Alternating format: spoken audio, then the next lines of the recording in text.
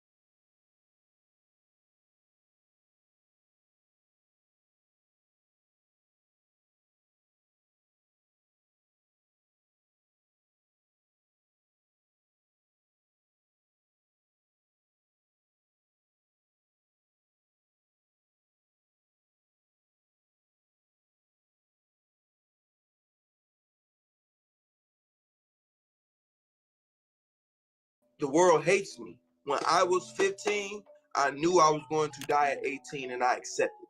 Trauma.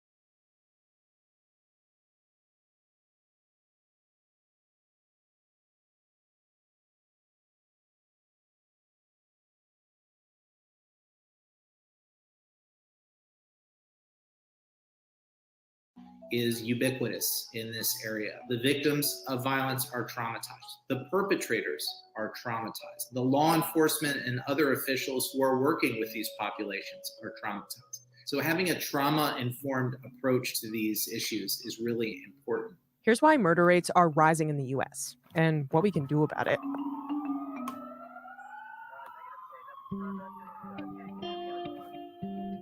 If you were to look at the overall crime data. Now, real quick, fair use. Look from, where is it at? 1980 to 2012. Look at it. Crime rate was at 12,500 in, I believe it was the 80s, versus 6,500, almost half in 2012. I mean, wake up, people. I know this isn't interesting to some of you out there, but people who talk mob stuff and talk all this killer stuff in the street stuff, I mean, sooner or later, because I guess didn't make a mob headline or an A&E special, this is going on right here, now, present. data since the start of the pandemic, it doesn't look like there's much of a problem. When we talk about crime going up or down, for the most part, in most places, crime is falling because people aren't out and about. You can't shoplift if stores have been closed in 2020 and 2021. But when you separate out the data on murder, it becomes clearer that something has changed in the past few years. A lot of these sort of crimes of randomness, crimes of mobility, which makes up Randomness, people. That means 50% chance that something can happen to any one of us. Fair use. that big capital C crime number, those are down thanks to the pandemic. There are 4 major categories when talking about violent crime: homicide, rape, robbery, and aggravated assault. Violent crime as a category rose about 5% between 2019 and 2020. Homicide, which is more colloquially referred to as murder, rose nearly 30%. It's gun violence and murder, which make up this tiny slice of overall major crime that is really what we're seeing, this sort of sustained increase. Nearly 80% of murders in 2020 were committed with a firearm. The rest Wow. Look at that. 80% of all murders in 2020 were committed with a firearm. I don't know, man. I was shot in 03 and I never ever, glorified it. I think I was stupid. I should have been home. We don't really take heed to this stuff because this is not entertaining. This is not interesting. It's depressing. But the thing is, as a people, man, you have to do this. People like me have to do this research and homework, because how can you get to be part of the solution if you can't recognize the problem? And it's my job to, bring this to the light and let people see, whether it gets me views or not, it doesn't matter. One person seeing this makes a difference. Fair use. of crime, which is generally more dependent on mobility, dependent on more random criminal acts, those haven't really increased. It's very hard to know with certainty what drives crime trends, but I think there's broad agreement that there are at least 3 factors that are playing an important role. The first, of course, is the pandemic itself, which placed the individuals who are at the highest risk of violence under enormous pressure, and they were already under pressure to begin with. And at the same time, it put the institutions that are responsible for engaging those individuals, law enforcement, courts, and community-based workers, all under tremendous strain as well. That's the biggest problem. You see the resources, man. People right now, and then I just saw an article today about how China's buying up all kinds of land.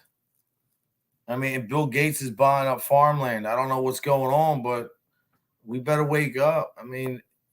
I think, even if I'm not mistaken, the rapper, Cardi B's her name, did a video talking about the economy, inflation, and what's going on, and how are people surviving. And that's what incentivizes crime, man. Poverty. This is no dig at any race. White, poor people, black. African Americans are mostly affected more than anybody. You know what I'm saying? So whatever people feel in their heart they want to believe or follow, you have the right to do that. But just know this: if you don't want to be part of the solution and ignore the problem, when it comes to your doorstep, how are you going to know how to deal with it? Or to a family member, God forbid. Because this is really, really getting serious. It's getting out of hand. So, fair use. Well, investments in civic infrastructure reduce violent crime. For example, providing structured opportunities for kids and for adolescents, whether that's after-school programs or it's summer jobs programs, it's lengthening Coach the a kid, school do day. something. All of these interventions reduce the risk of violent crime because we're giving. I always tell people, get kids involved in sports. Get them off the games. I don't know. I'll let this play. Teenagers and adolescents someplace to go that's structured and safe. And during the pandemic, of course, that all fell apart. the second factor is the social unrest that followed the brutal murder of George Floyd in Minneapolis. There was a significant. Now, before I go any further, I don't want to hear any comments about George Floyd. Let that man rest in peace, okay? Nobody can argue to me any way you want to look at it that somebody should have something on somebody's neck for that long, 8 minutes, man. There's no justification for that. So let's just let him rest in peace and let's tell the rest of the story. Let me try to see what I can do.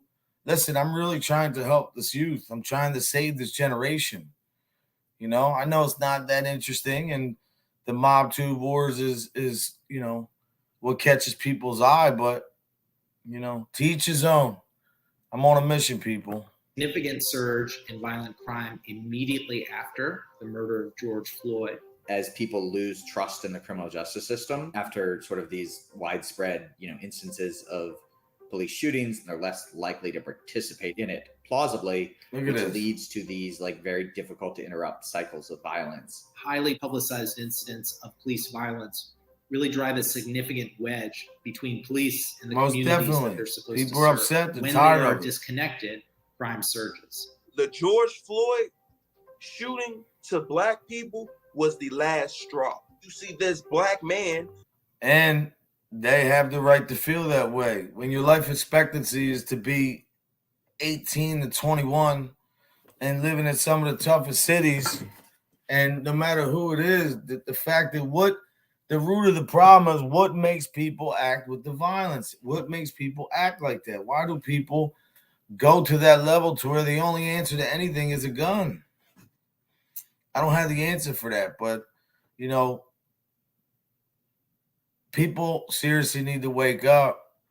What happened to George Floyd, I think, was ridiculous. What happened to a lot of other young African-American men, and I don't, I support a lot of people. It doesn't matter who. I feel the support I support, and I say how I feel.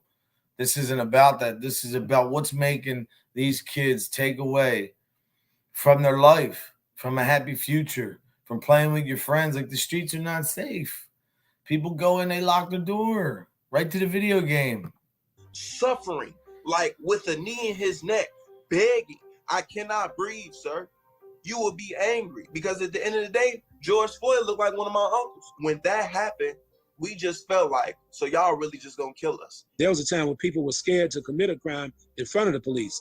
Right Yeah, now, a lot of people that's my just care generation. less. The cops are scared. When brothers that's committing these crimes are noticing that the cops are scared, why do you think the crime rates are so high? Exactly. We See, already everybody was probably ready to deem this dude and talk shit. And look what he's saying, the truth, the 100% truth. angry. You're not gonna protect us, but what we gonna do?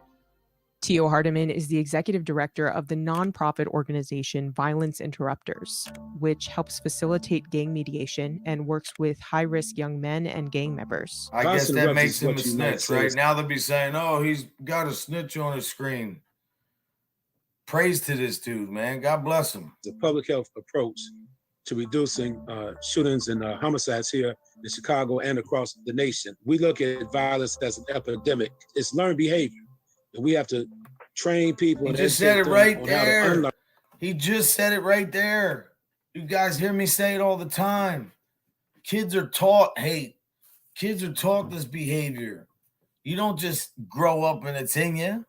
Maybe some people have some mental problems that just, are a cause of that. But this hate and disdain for other people is taught. That's why I don't like racism and bigotry, because this is what it leads to. Hate.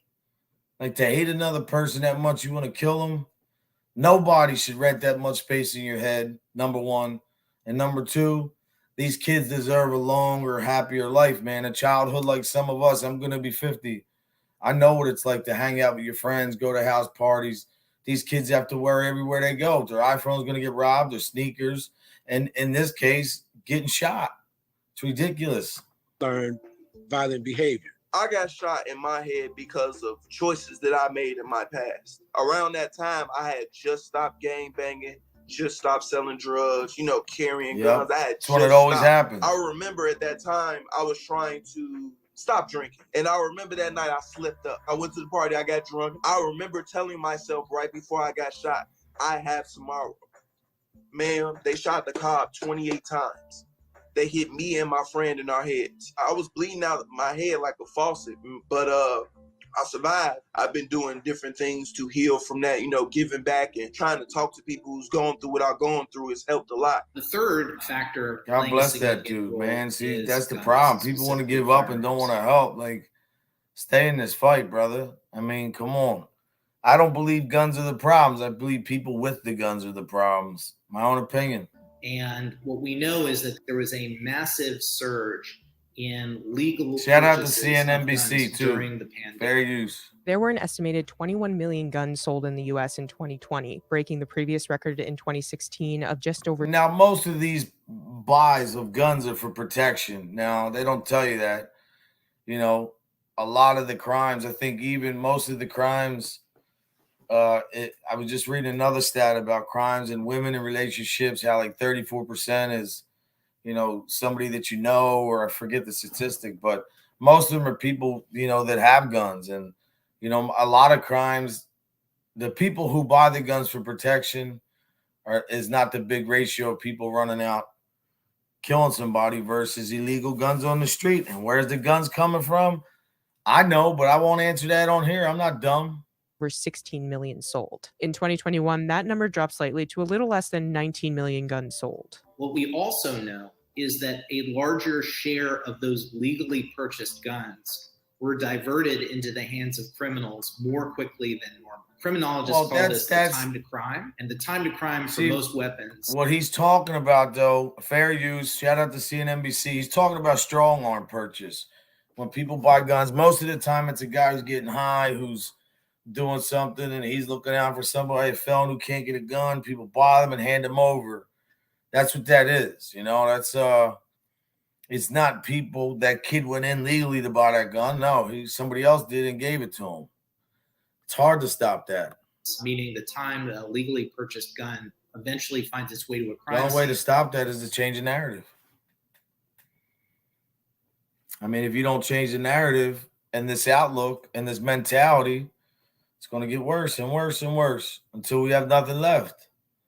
And then it's time to meet the creator. Is often 2, 3, 4 years. Unfortunately, the number of guns that found their way to a crime scene, newly purchased guns within 6 months, surged massively during the pandemic. We know for a fact that Ghost guns. We know for a fact that discrimination has played a very significant role in an adverse way when it comes down to poor communities, especially Black and brown communities, but in particular, the African-American community. When we think about what drives a particular individual to commit a particular crime at a particular time, we tend to think about motive and opportunity. And I mean, look at it. Drivers of crime, motive, opportunity, ability, what does it say? Ability of getting caught. I mean, most of these kids getting caught, they're right out. Probability of getting caught. So motive oftentimes comes down to an economic motive, engaging in an illegal activity poverty. to get some kind of Shout out to asset CNNBC versus for legal covering activity. this. When you are born into poverty, or when you are faced with poverty and it's like you see you cannot get the resources that you need, you give up and you start doing other things. We need help. We need resources. We need mental health services. We need jobs. There, he said it right there. Mental health services. Listen, you can't change anything. You can, maybe people can change what's in their heart, but the mind, they say, is a terrible thing to waste.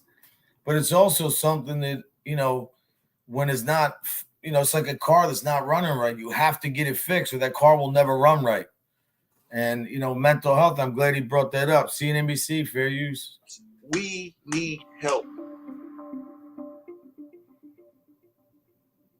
Many headlines have focused on the rise in gun violence in major cities, but only focusing on cities doesn't tell us the whole story. New York City is the biggest city in the country. Chicago has the most N number of murders every year. So that's sort of, I think, why people fixate that. Also, the increase was not just a urban city problem. It wasn't a blue problem. It wasn't a red problem. Murder increased in big cities. It increased in small cities. It increased in the suburbs. It increased in rural counties. The way the U.S. gathers crime data can make it difficult to determine exactly where crime is rising. Local police departments voluntarily report crime statistics to the FBI. The FBI then releases that data, but it's delayed. If you want 2021, 2022 crime data, you have to go do it by hand, literally. And, you know, there's a lot of cities and a lot of villages and a lot of towns and a lot of counties in the United States. I'm reading this chat and Truth says, look at all these people looking for others to help them out. And that's the Democratic way. Bro, I don't care if you're Republican, Democrat. I don't care if you're Italian, Jewish, black, Greek, orange, purple. Are you kidding me? There's people struggling. Inflation is higher than it's ever been. This whole thing with the economy is a facade. The people who are benefiting from all this right now, what happened? They gave all that PPA money. People were used to something, take it away, now boom. Look at the crime rate. People got accustomed to something that's never going to be sustainable. You know, I think it's Republicans and Democrats and this whole political system, because they don't care about none of us. Believe that. So we're not getting Fair a use, comprehensive CNBC. collection of data, even if we go straight to the source. Our collection of data from about 100 big cities with available data showed murder up about 6% last year relative to 2020, which we know big cities tend to overstate national trends. The cities that saw Well, the they do biggest that increase for in fun, crime to between get, 2020 and help. 2021 are spread out across the map. Most have populations under 1 million people and a mix of political affiliations for city leadership. Often this gun violence is concentrating in poor communities of color, in cities. It always comes down to poor communities. So, Truth, or whoever you were in there, respectfully, are you going to tell me that poverty, right, is people looking for a handout? All across the country. Fair use. However, it's actually much more concentrated than that. What we find is that crime doesn't just concentrate among a certain group of people or in a certain neighborhood. It actually concentrates in micro locations known as hotspots. Hotspots, And yep. 4 to 5% of a city's geography, these hotspots, can make up 60 to 70% of all violent crime. In Chicago, a lot of the violence congregates around specific neighborhoods. You just have to know where you're at. You have to know who's around you. People prey on the weak here. All the time. Know your surroundings. Keep alert. Get your kids in the sports. Get them away from that iPad and all that negativity. Put them in some karate or boxing or anything, you know? Try to do whatever you can. Some of us make the horrible decisions in life and our kids are left to carry the bag. You know? We should all want to strive better. And even not for just our kids, for everybody. For your grandkids coming up, your nieces, your nephews, your cousins. Even it doesn't matter if it's family. Just for people in general as humanitarian gesture. When Fair you are use. so impoverished that you have nothing, you start looking for the easiest way to get something. And it's sad that people got to live like that. You know, it's sad, but this is the reality of our city. A Shout out fraction to of a percent CNBC. of the city's population can account for the significant majority of gun violence incidents. And so one of the important things for policymakers to know. See, here we go right now. Right back to policymakers.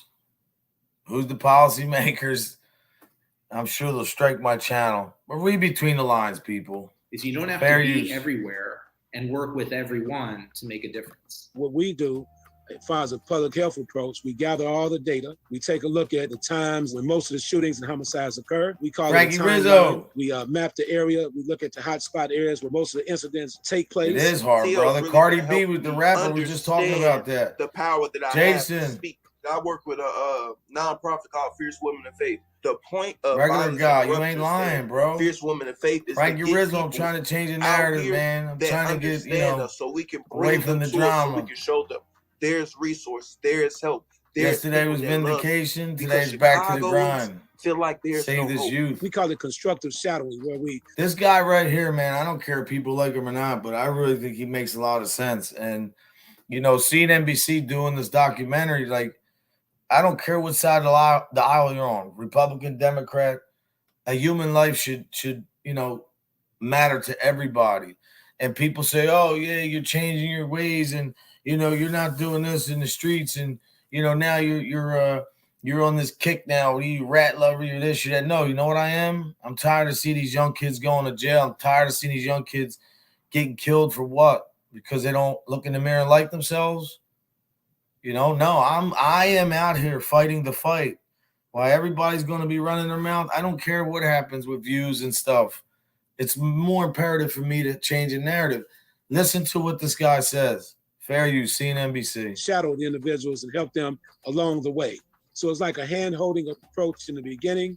And then once a person becomes a productive member of society and begins to think on a higher level, then we turn them over to Education, the overall man. society They should be okay. Preliminary big city data from the first half of 2022 suggests that the murder rate may be declining year to date. So that's a big I don't believe that. I think that's just a sales pitch. Fair use. debate in the conversation about violent crime, whether you should focus on root causes or whether you should focus on proximate causes. And the vast majority of the evidence says that if you want to address violent crime, the best way to do it is to do it directly by identifying where it concentrates and among whom it concentrates, and then engaging those places and people. There's some fairly simple things that we can do to deter violent crime. We know, for instance, that just putting up surveillance cameras deters violent crime.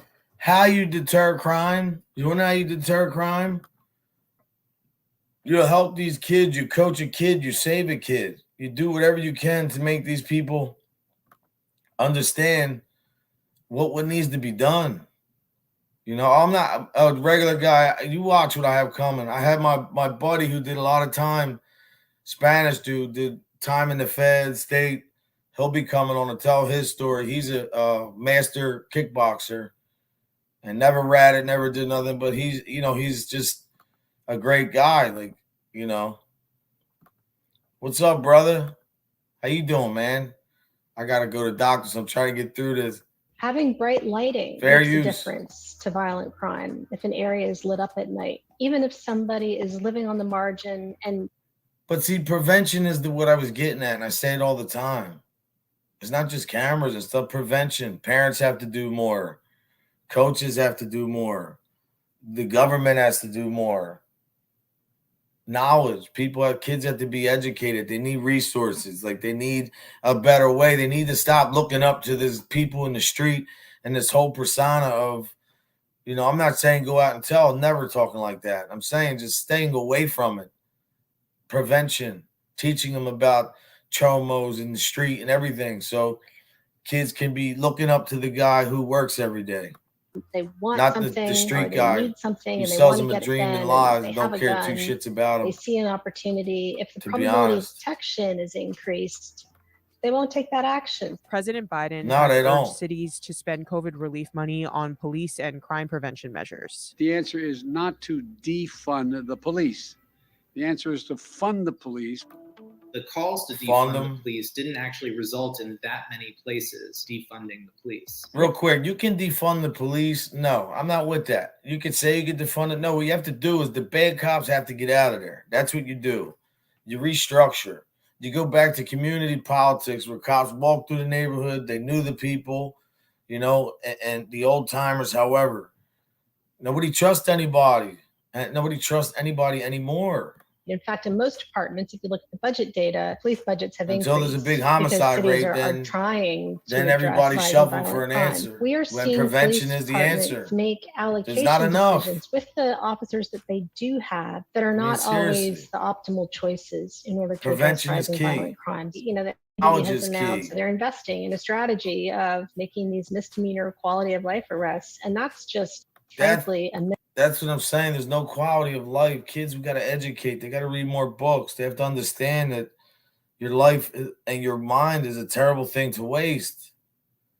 Gosh, there's nothing wrong with going to work and making, you know, a regular living and all. I mean, I'm here taking care of my parents. Somebody made a funny comment about a job. You guys know what I do. My father's 24-hour care. So whatever. I guess that means that I'm a workaholic then. But no, what it means is they don't like what they see when they look in the mirror because they're not taught love. They're taught hate. misallocation of resources. A spokesperson for the NYPD told CNBC, over the last 8 years, the NYPD has been forging fundamental changes in policing, including building strong relationships through neighborhood policing and by focusing resources on the drivers know, of bro, violence you're through right. precision policing. The NYPD 1000% responds right. to and addresses We're crime screwed. complaints from the very communities it serves, and we focus on areas where Yeah, the there's no highest need to do that. concentration You of can make crime changes. exists. No I think, defund. unfortunately, the general If public fair enough got is the generally resources as being it presented is. with a series of binary choices. Shout out you to care CNBC. about cops, or you care. It's a great about show, man. I'm going to be doing either a ton you more are of this. for crime Crime reduction, or shows, you're for everything. social Unsolved justice. murders. It's like, And nah. I think these are all. Then they'll false call me. Oh, choices. he's I telling always on try to he's telling on resist somebody anybody making killed the somebody who's argument dead. that public safety is Cold a case Republican rat. issue or it's a Democratic issue. We should all be on the side at of that. doing the things that reduce violent We should all be on the side of doing the things that reduce violent crime victimization. Fair use. And victimization. And those things include traditional democratic policy proposals like investing in health. Democracy means two different ideas. That's what it is. Democracy doesn't mean one party. Democratic, yeah. Republican, yeah. But democracy is two different people, two different sets of ideas coming together. Health and education and economic opportunity. And which we don't have a lot of. Republican policy proposals like supporting police departments. I know, brothers. Hollywood played a big part. That are directed towards preventing and deterring violent crimes. Public safety is I know, a team brother. sport. I always And so appreciate we you, need members of the team to work regular together. guy. You always get some good info. Everybody in here, man. Let me stop this for a minute. So listen, my whole reason for doing this, the way that I did it, it's not that I'm trying to be any scholar or anything other. I mean, I got shot in 2003. My friend was shot in the head. That was a crazy experience.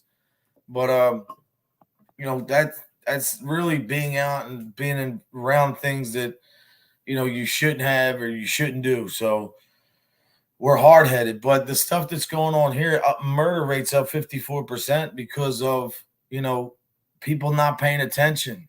Now, if I was in here running a show on the drama, I'd have tons of people in here, which I don't knock people for that. Some people love that. Some people don't want to hear about what's really going on in the world. But I feel it's imperative. I have to do it. Yeah, there is. There is, man. Because to be honest, like I said, let me say it again. When a cop comes, when my dad's sick and I'm not home and he calls 911 and they come, what do I got to hate the cop? Cat stuck in a tree. Your mom's sick. Somebody's sick. A car accident. You get in an accident. Cop shows up on the scene and he's trying to help you, making sure you're not dead. Or the firefighters. Like, I guess everybody's bad, right? No, there is a lot of bad people in all organizations and all demographics of this country. And especially in all agencies, whatever you want to call it. There's a lot of bad people in the street too. But what we all have in common is ability, right? And we all have what else? Free will to make choices, good or bad. So I'm trying to transform what I'm doing here. I'm dead. I guess I could never be a civilian because I know in my heart I'm never telling nobody, however people feel or not. And I believe in a certain way. Stay away from that stuff. Accountability. But this stuff that's going on now with the kids and the homicide rate is just and I believe that anything happens to a child I don't believe that makes somebody a rat. Little kid gets raped or killed and somebody harms a child or elderly and somebody wants to say something, whether that's going to be me or not. No, that doesn't make those people a rat, especially if they're civilians. But that's not the issue. The issue is the lack of respect for life, human life. And people don't care, man. People don't want to hear it.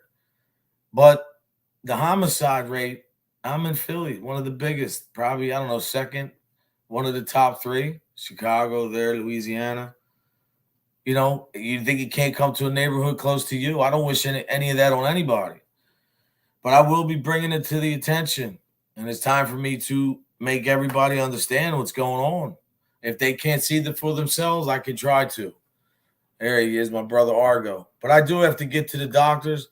I know Mac's coming on later. I told you I'm trying to change my, my platform that I have. It's time to touch on things that matter. All this other drama, I could care nothing about that other side. None of them mean nothing to me. I don't wish anybody bad. Everybody on that side, good people.